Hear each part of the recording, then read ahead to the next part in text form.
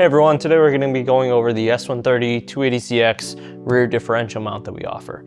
Now this is a fully constructed steel design. It's a little bit lighter than the factory version, and as well it has a polyurethane bushing. Now something to note here is that we do supply the polyurethane bushing as well as the sleeve, and we do make the sleeve to just over 16 millimeters, which is the diameter of the factory stud. It's a really tight fit. We want to make sure that this stays tight, doesn't allow for a lot of diff slop compared to the factory version. Something to note is that that does sometimes require a little bit of effort to put that on. That's something that you should be aware of, and sometimes we do notice that the factory pins have a little bit of excessive rust on them. You might have to take a wire wheel, grind that down, or a wire brush just to clean that up.